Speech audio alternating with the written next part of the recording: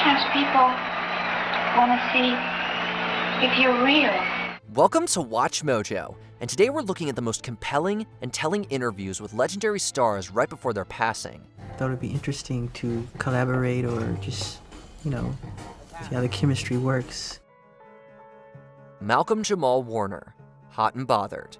Actor and artist Malcolm Jamal Warner led everything from wholesome comedies to heady dramas. My heart is breaking for this girl. Mine too. Fans were devastated when he drowned during a holiday in 2025, age 54. 2 months prior, he talked with Melissa Ford for over an hour about his career, life, and personal philosophy. He also shared how his mother told him that his work granted him immortality. I remember my mother said to me one time that Mr. Cosby gave you immortality. Facts. That is very true. Right? Mm-hmm. Still, Warner emphasized that he wanted to be remembered as a good person. This wasn't the last we saw of him.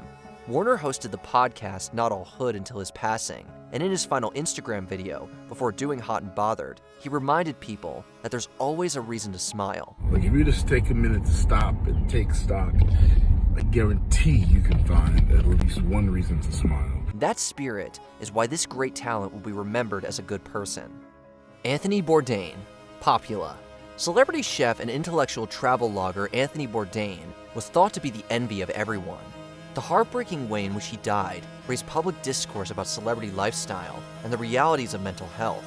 This was compounded after Popula editor Maria Bustillos published her interview with Bourdain 1 month after his passing. In 2.5 hours of promoting projects and decrying the state of politics and industries, he said that he found the luxuries of travel to be isolating. He instead preferred the little moments of taking in the world with his film crew and ordinary people. Even as things were getting to be too much, Bourdain affirmed to people that life itself is precious. Michael Madsen, before the fame. 7 months before Michael Madsen died of cardiac arrest, he was featured on the Celebrity Profile show Before the Fame with Mike Sherman. Because I am just a boy from Chicago, and I didn't have much motivation or inclinations of what I wanted to do. And I was mostly in trouble all the time, but I was a big movie fan. The interview dove deep into a distinguished acting career and turbulent life, which included domestic scandals and struggles with substance use. Madsen was candid about the challenges in reconciling a positive personal life with the pressures of celebrity. Yeah, I would do a lot of things different, but I think the things I would do different were a lot more in my personal life. He said that there were things he wished he could have done differently, but that there's no point in thinking about that. Madsen's final in-depth interview puts into perspective that it's better to remember the complexities of this man and the impact of his work. There are a lot of things I would do different about that. But then again, you can't go back and you can't change anything, so there's no point in thinking about it. Matthew Perry, Q with Tom Power. For all the joy that comedic actor Matthew Perry brought, he accepted that he represented the burdens of substance use disorder. What it's all about is helping people, and I've heard already 5 stories of people that read the book and checked into treatment. He brought this to his 2022 appearance on the CBC radio show Q to promote the memoir, Friends, Lovers, and the Big Terrible Thing. The thing that always makes me cry, and I hope I don't cry here, is that it's not fair. It's not fair. It's not fair. It's not fair. That I had to go through this disease while the other 5 didn't. They got everything that I got. But I had to fight this thing, and still have to fight this thing. Perry explained plans to prioritize public service over acting, and that he most wanted to be remembered for helping others deal with the same struggles as him. Less than a year later, he drowned amid a dependency on ketamine that was criminally supplied by physicians. It was a tragic epilogue to Perry's last public appearances. Nonetheless, his work continues to provide people with humor and hope. It really has been an incredible, first of all, it was an incredible ride, but it's been an incredible thing to watch it touch the hearts of different generations. Betty White, People. Few acting careers have had the longevity and consistency of Betty White's. I thought I was Miss Sophisticated, and all that, and then I find there's an awful lot of Rose in Betty that I didn't know existed. I tell long, boring stories, and I always want everything to have a happy ending, and I really am Rose, I'm afraid. Every generation mourned when she passed away in 2021, a few weeks shy of her 100th birthday. This ironically happened just 3 days after People magazine published a profile piece on the major milestone. The glowing career retrospective featured White boasting about her good health and good attitude. She was as witty as ever, proving to be a riot who was full of life up to the very end. I just want to thank you all for your love and support over the years. That says a lot more about White's beloved life and career than about how long they lasted. John Wayne, Good Morning America. In 1979, one of classic Hollywood's biggest stars and most polarizing political figures told all to Barbara Walters of ABC's Good Morning America. What's your idea of a very good day? Well, getting up in the morning, being still here. The 71-year-old John Wayne spoke humbly about his career and reputation as a figure of masculinity.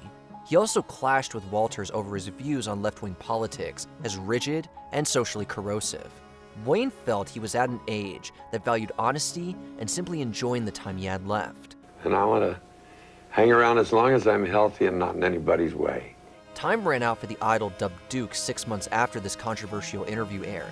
3 years later, the patriotic ABC special, I Love Liberty, featured an outtake in which Wayne championed his and Jane Fonda's right to free speech. I think, naturally, that she's a little mixed up in her thinking, and I guess she feels the same about me. That's our right as Americans. Besides Wayne's talent, that's something worth believing in. Kurt Cobain, Madhouse. The month he joined the 27 Club, Nirvana's frontman gave Madhouse magazine an interview to sum up his life, art, and personality. Kurt Cobain was colorfully blunt about everything from the contemporary music industry to his racy marriage to Courtney Love. He even laughed off the notion of Nirvana drummer Dave Grohl wanting to become a singer-songwriter himself. Cobain waxed more romantic about being a father, but also about his substance use disorder. This intensified the mental health struggles that led to his death shortly after this ironically lively conversation. As important as his brief but high-pressure career was, Cobain maintained that it was in the small things that he found true happiness. Yul Brynner, Good Morning America. The towering Yul Brynner wanted the world to know how fragile he had become before his passing in 1985. If there's anything you could change about what's happened in your life, what would you have changed? If I could take back that smoking, we wouldn't be talking about any cancer. The actor's lifetime of tobacco use contributed to the cancer he knew he would soon die from when he talked to ABC's Good Morning America. He then only wanted to star in an anti-smoking campaign, wherein he would say, "Now that I'm gone, I tell you, don't smoke." So, in his last professional act, Brynner collaborated with the American Cancer Society to isolate that clip for commercials that aired after his death. This important message is all anyone remembers from Brynner's final interview. Whatever you do, just don't smoke. Thankfully, there are many other strong-willed appearances to remember him by. John Lennon, Rolling Stone. The revolutionary musician John Lennon spoke to the revolutionary music magazine Rolling Stone for 9 hours on December 5, 1980. He was murdered just 3 days later. Jonathan Cott had not yet finished transcribing his interview, which he ultimately worked into an obituary. The full conversation was finally published 30 years later, profiling a private husband and father who was preparing for a comeback after releasing his first album in 5 years. Lennon spoke at length about the creative process, humanist philosophies, and family that would define his legacy.